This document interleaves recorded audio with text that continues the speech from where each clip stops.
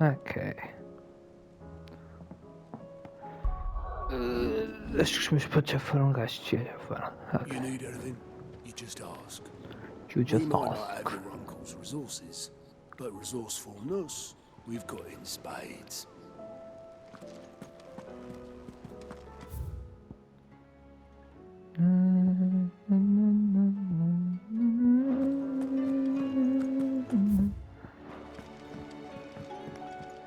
Clive, allow me to educate you.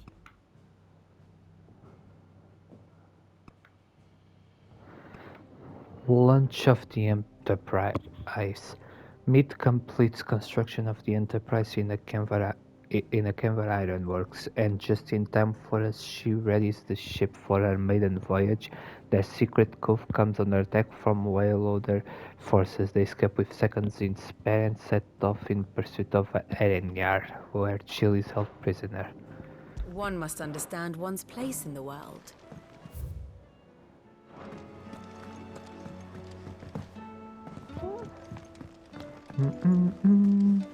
Covered in nicks and lumps, the lot of them. It's a wonder they can still walk. It's a wonder they made it back at all. I heard Odin was there.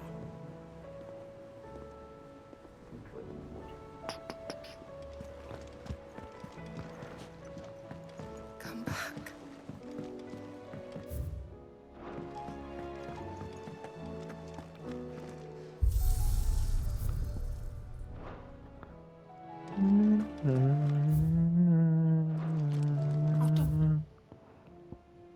Tell me we've run out of papio nuts and all. These days. Trouble with your gear, or Ask about the Enterprise. Oh, the delightful thing floated there. It the weight of though all that shit. had me knocked out. I thought it sinks straight to the bottom. Always the way with mids invasions, though, isn't it? You ain't got a clue what the hell you're looking at when she hands you the designs, but they always seem Clever to girl, that work. one. Right, well on the arse sometimes, but clever all the same. So, what'll it be? No, Should last you a good while. Galinda. Galinda.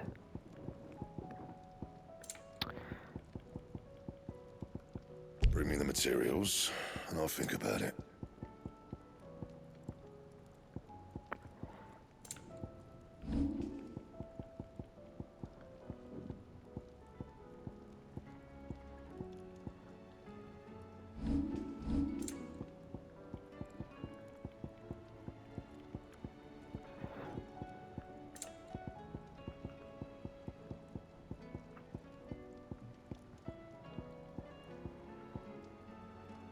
That it? Got it. Fine.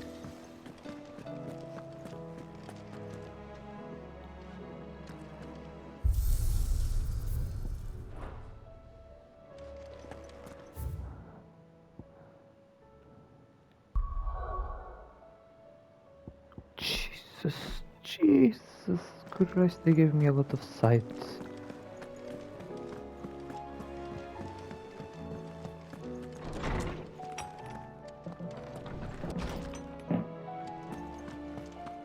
We all know that bearers have a resilience to the... Sid, did you know that chocobos are far more resilient? Good morrow to you, my friend.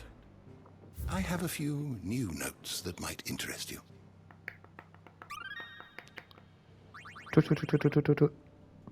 What subject shall we consider today?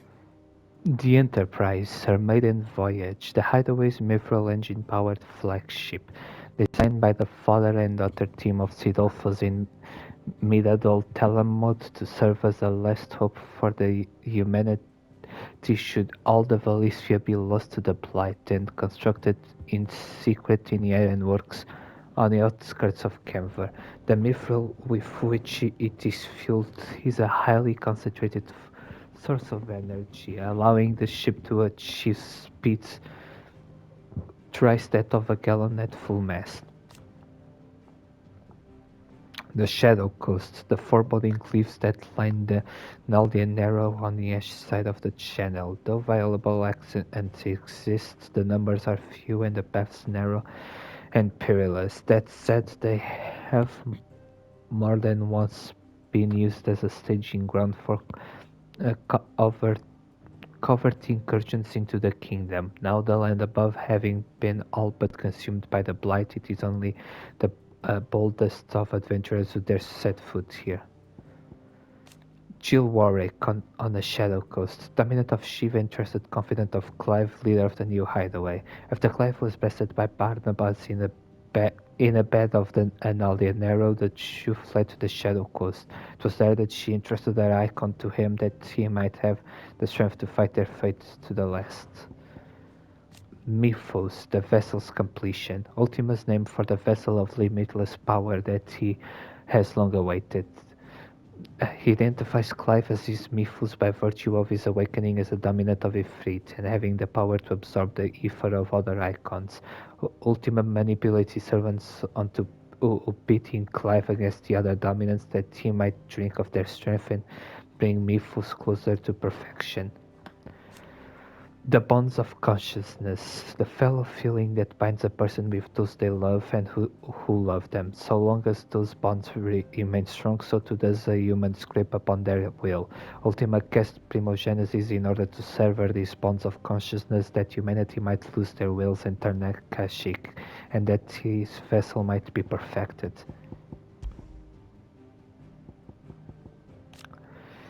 Sleipnir Harpert, Lord Commander of the Kingdom of Waloed's armies, is, despite apparently falling to Clive Rosfield's blade outside the Arabian Agora, he appeared again at the ironworks, conjuring countless doubles of himself that set upon Clive and his allies, proving Joshua's theory that the constant knight was no more mere swordsman but a magical creation of King Barnabas. Midadol Telamon as captain, daughter of Sid, raised in a hideaway, Mid learned all she could of engineering and invention from her father before leaving for university to learn all she couldn't. Her studies all but complete, she put her skills and knowledge to use in building the Enterprise, a mithril engine-powered vessel of her and her father's design, which she captains in service of Clive's cause.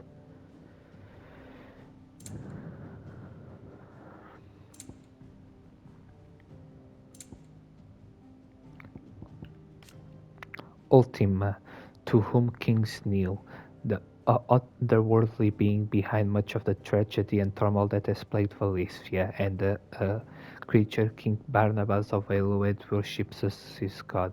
Ultima requires a vessel in which to inculate his disembodied soul, and Clive's curious ability to absorb the powers of other icons suggests that he is the very Mythos that Ultima has been awaited.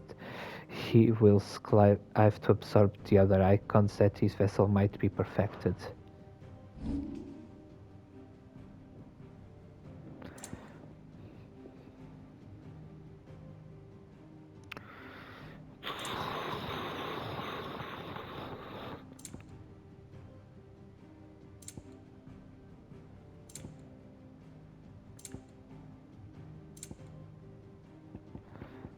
The Naldian Narrow, a region of sea south of the Strait of Alpha, lying between the continents of Storm and Ash. The trading ports of the free cities of Canver dot its western shores, making it the busiest stretch of commercial water in all of Alicia.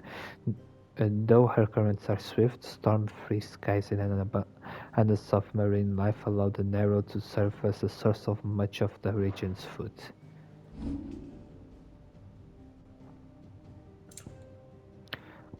Icon, Hidden Truths, shattered aspects of Ultima's power given flesh by human hosts. It is the true Wardens of Fire, Phoenix and Ifrit who together comprise his perfect form, the icons of the lesser elements serving as sacrifices to Mifu's altar in order to test and bolster the vessel's strength.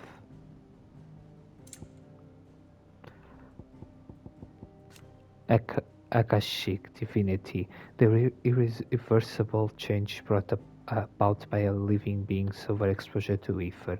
Creatures are stripped of any intelligence or sense of self that they may once have had, and become fused with life force, usually manifesting an extreme strength and aggression, though most regard men who turn Akashic as naught but mindless monsters. Barnabas and Spanier here claim they are in fact divine. The Eringar on a Anadian Arrow, the flagship of the whaleholder navy, also known as the Black Galleon, is a vast seven-masted vessel constructed of three conjured galleys and could aptly be described as a floating fortress. Alongside the Royal Cavalry, it is the pride of Aelud and is capable of swiftly delivering the elite troops onto enemy soil to make war in the name of the mighty Odin. Jill was kept prisoner here after being captured by King Barnabas. Primogenesis, Hidden Truths, a spell cast by Ultima that casts a rolling spell over all Valisthea. The unbalance in the ether that resulted not only sapped the potency of crystals and magic in those lands that remained livable, but filled the rest with floods, turning men and beasts into mindless, merciless Akashic, all to sap the wills of mankind and make all of humanity into his soulless servants. Will, that which separates humans from animals and is given shape by consciousness, a sense of self and a freedom of thought. Even when one is deprived of other freedoms, it is one's will that drives the pursuit of true liberty. To Ultima, however, human will is a sickness that prevents them from taking their proper divine form, that of the Akashic who blindly serve his own purposes. To this end, he casts Primogenesis, transforming much of humanity into his soulless servants. Shiva, Hidden Truths, the Warden of Ice of whom Jill Warwick is the current dominant. Long before the fall of the Fallen, and there existed a tribe in northwestern Storm known as the Motes of Ice, among whom the dominant of Shiva would be born. Tales of the Ice Queens of the Old North are passed down among the men and women of the Northlands to this day. Did you learn everything you knew? Agora é fazer as 50.000 missões secundárias que eles me deram. Mid said I could ride the Enterprise next. No, she didn't. She said I could.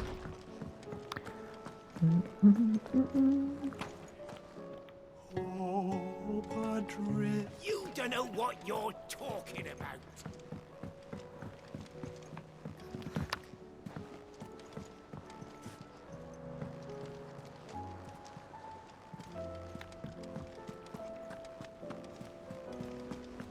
I suppose you've got quite the tale to tell.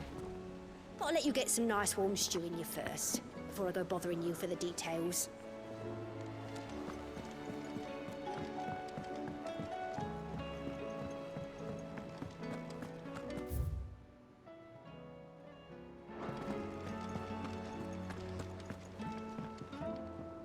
Heard the bad news then, did you?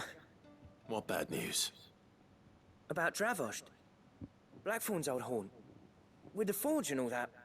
Well, anyway, the mines just down the road from there are spewing out ether like no one's business. And the village? Safe from the flood for now, but they've got other problems. Akashic. Every creature in the area is either turned, or on the way to turning, apparently. Zoltan and the others are living on borrowed time. They need help, and quick. Doris sent a few curse breakers to keep an eye on things, but there's only so much a couple of scouts can do. Except get eaten. If something ain't done soon, the old place will be overrun. I won't let that happen. Didn't think you would. Does Blackthorn know? I thought it might be better if he didn't. He'd only do something stupid. You reckon we should tell him? No. It's better this way. Yeah, well... I can't stand about knowing what's happening out there, so I'm off. I'll see you in Dravost. Blacksmith's Blues 4.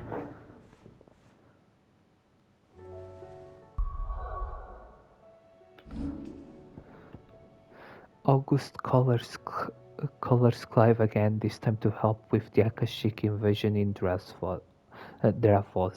Blackthorn's hometown is in trouble and only Clive can help. Pois porque não existem outras pessoas, outros lutadores no mundo, só Clive é que é o único lutador do mundo. Oh, you're here. August's waiting for you inside. Well, go on then. So Dravost is still standing. For now, at least.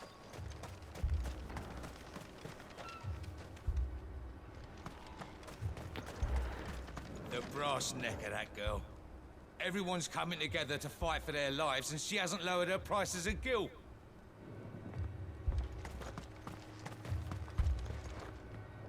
Clive! You're here! And the Akashic? Mostly off to the north still. But I spoke to Doris's scouts, and it turns out things are worse than I thought. There's swarms of them out there. Told old Snotty to be ready to seal the north gate. That should buy us some time if we need it. Enough for the villagers to barricade themselves inside their homes, at least. Well done. Welcome back, Sid. I'd never have guessed, you know. Not if August hadn't let slip. Who'd have thought that the savior of Dravost would turn out to be the realm's most infamous outlaw? Keen to help us out again? I am. Thought you could sneak off without me, did ya? Of course. Blackthorn. Oh, what are you doing here? One of the scouts couldn't keep his voice down. Unlike my best mate who didn't think I deserved to know. Zoltan, how long's it been? Long enough for us two to turn into a pair of old codgers, I see. That your idea of an apology? Prick. Don't listen to him. You only did what you thought was best. For the village and that. I did, yeah. But that ain't the whole of it. Vulcan, our master, didn't leave the chiefdom to the two of us. He left it to me. The best blacksmith in Dravost, barring himself, of course. Bloody stupid tradition, in my opinion. If someone's got talent, you should let them practice their craft, not ask them to settle petty feuds and barter for grain. Our master wasted half his life that way. I wasn't about to let that happen to me. So you wasted half of mine instead. You're what Dravost needed. Under me and my precious ideals, this place wouldn't have lasted a year. So I left to devote myself to the work and spare you lot the consequences. I may be a selfish prick, but I only did what I felt I had to. What you had to do was your duty! Even if it meant we all starved? Enough. This is no time for bickering. You can finish beating each other up once Dravost is safe. Fine. I've said my piece anyway. Yeah, so have I. Sorry, Clive. I shouldn't have stuck my nose in. We're short enough on time as it is. Still, give us a mo, would you? I need to get my head straight before any of them Akashic try to bite it off.